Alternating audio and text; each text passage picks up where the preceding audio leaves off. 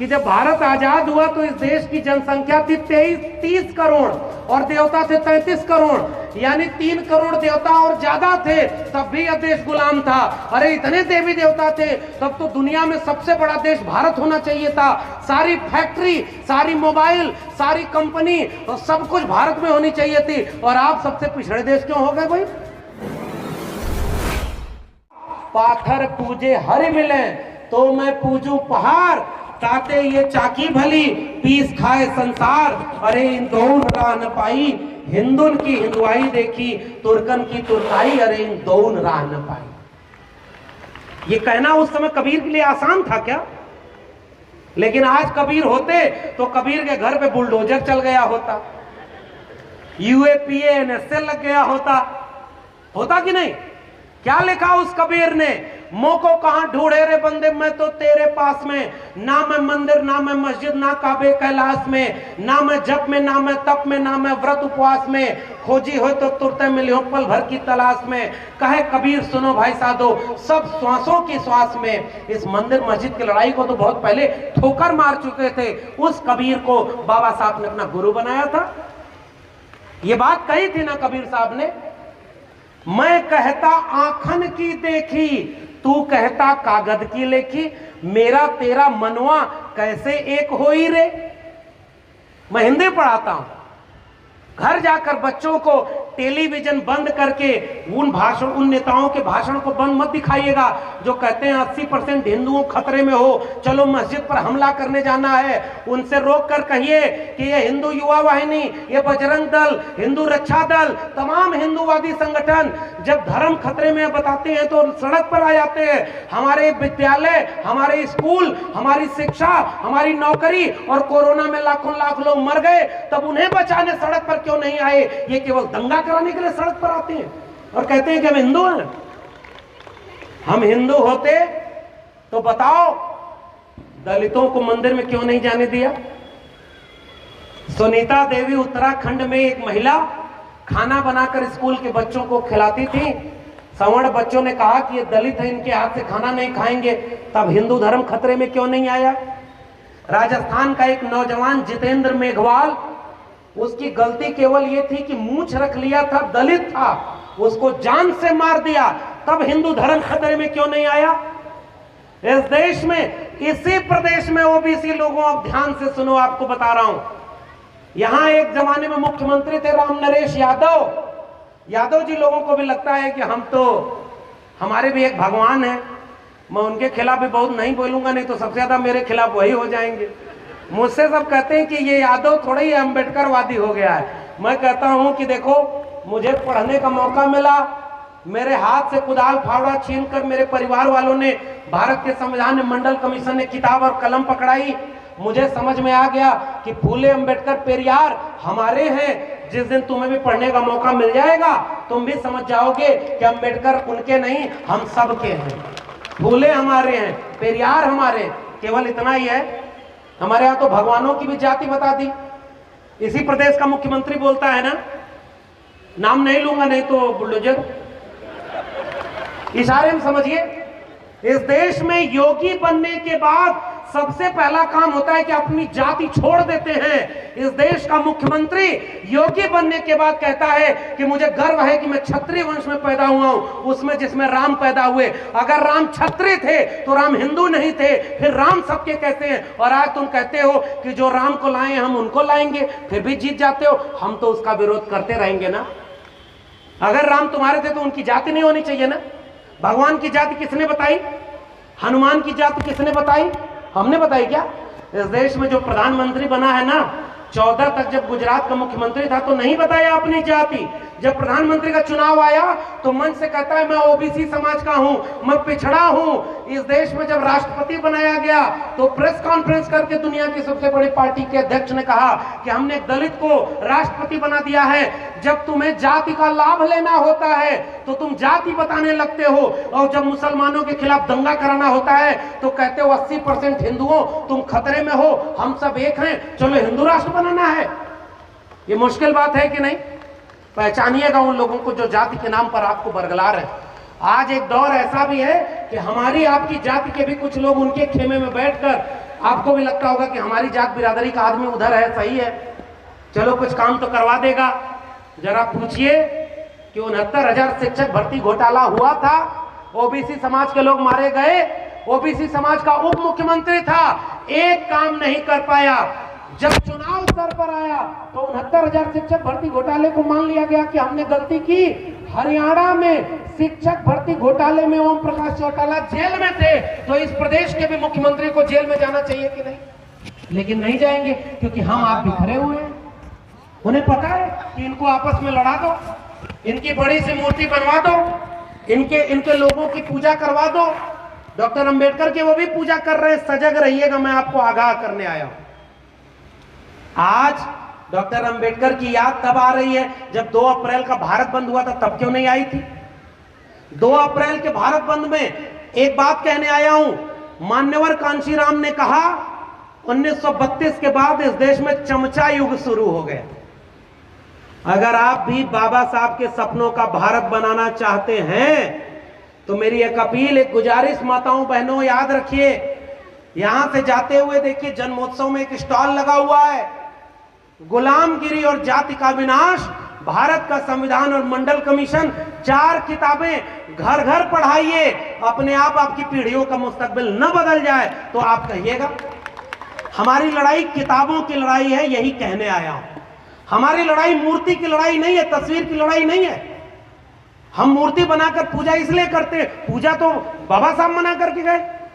बाबा साहब ने कहा व्यक्ति पूजा मत करना, किसी भी नेता का फैन मत बनना। मैं भी लोगों से कहता हूं कि आप मेरे फैन मत बनिए। मैं इसलिए हूं क्योंकि मेरे पीछे बिरसा, फुले, अंबेडकर, पेरियार थे। अगर वो थे तो मैं हूं, वो होंगे तो मैं रहूंगा, वो नहीं होंगे तो हमें भी, आपको भी पूछने वाला कोई नहीं होगा। ये बात याद रखिएगा। ये लड़ाई विचारधारा की है साथियों।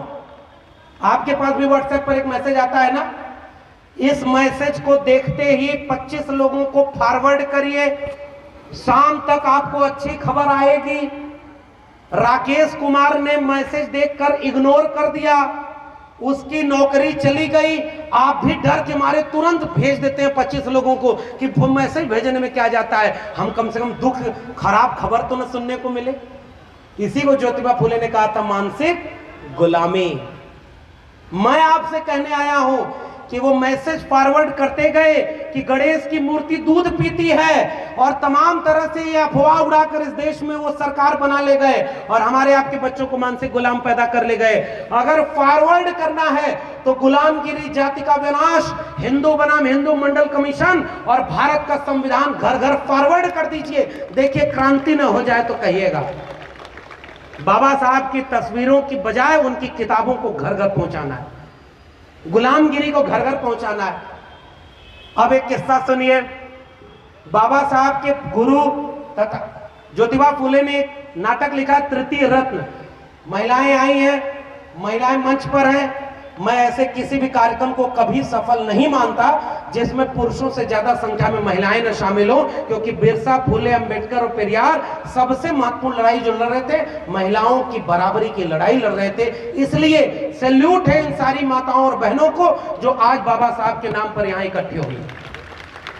पुरुषों की क्रांति दरवाजे पर रुक जाएगी, गंभीर बात कह रहा हूं, समझिएगा। आप कितनी भी बड़ी क्रांति की बात करें, आपका घर के अंदर प्रवेश नहीं होता।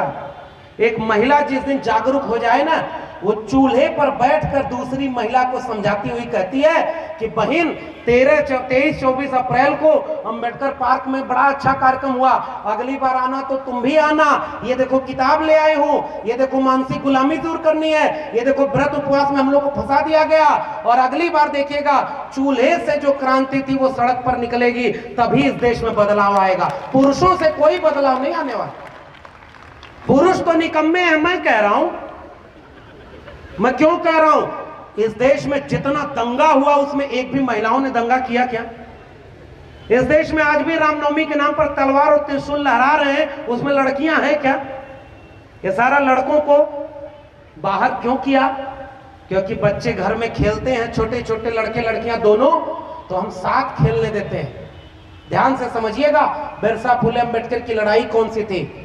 जैसे ही लड़कियां बड़ी हुई, लड़का बड़ा हुआ, लड़के को बाहर छूट दे दी।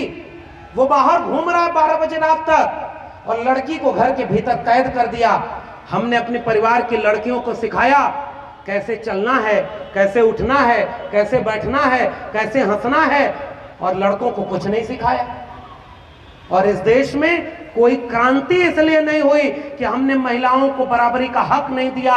महिलाओं ने क्रांति का आगाज किया है। ज्योतिबा फूले कभी ज्योतिबा फूले नहीं बन पाते अगर सावित्रीबाई फूले उनके साथ खड़ी ना होती। इसलिए हमारी लड़ाई ज्योतिबा फूले और सावित्रीबाई फूले को साथ लेकर चलने की है। महिलाओं ने इस देश को बराबरी का पाठ पढ़ाया है। घर की बेटियों को, बेटों को भी पढ़ाइए, लेकिन मेरी अपील गुजारिश है कि बेटियों को जरूर पढ़ाइए। और जितनी लड़कियां यहां आई हैं मैं उनको भी भड़का के जा रहा हूं। तुम्हारे घर में अगर शादी की बात करें तो लड़ जाना, कहना जब तक अपने पैरों पर खड़े नहीं हो जाएंगे हम शादी नहीं करेंगे, तब जाकर ये देश बदलेगा। हमने उनको बेड़ियों में जकड़ दिया। दक्षिण भारत में पेरियार एक विचारक का नाम हुआ। पेरियार ने महिलाओं की आजादी की बात कही। ओबीसी समाज के लोगों एक किस्सा और सुनो। पेरियार भी ओबीसी थे, चरवाहा जाति से आते थे। पेरियार जब अपना घर छोड़ दिए, सबको अपना घर छोड़ना पड़ा, याद रखिएगा। ज्योतिबा फूले जब स्कूल खोले तो ब्राह्मणों ने जाकर उनके पिता को भड़का दिया कि धर्म विरोधी काम कर रहा है। और जब उन्होंने स्कूल खोला तो पिता सामने खड़े हो गए, कहे या तो अपना घर चुनो या स्कूल चुनो। ज्योतिबा फूले सावित्रीबाई फूले ने क्या चुना था? हाथ उठाकर बताइए। घर चुना था या स्कूल? जोर से बोलिए। यानी घर नहीं चुना। अगर घर चुने होते ज्योतिबा फूले तो आज वो कभी याद नहीं किए जाते। उन्होंने घर छोड़ दिया, तब जाकर आज उन्होंने भारत के इतिहास को लिख दिया है। स्कूल, कॉलेज और विश्वविद्यालय की लड़ाई हमारे लोगों ने अपनों से लड़कर लड़ी थी। ओबीसी समाज के लोगों, ज्योतिबा फूले को पढ़ो, माली जाति से आते थे। ओबीसी समाज के लोगों, पेरियार ललाई सिंह को पढ़ो। पेरियार दक्षिण भारत में जो हुए, जब बनारस गए, किस्सा सुनिए। तो बनारस में एक मंदिर में गए, उनको लगा कि मंदिर में तो सब जा सकते, मैं तो वैसे भी ओबीसी हूं।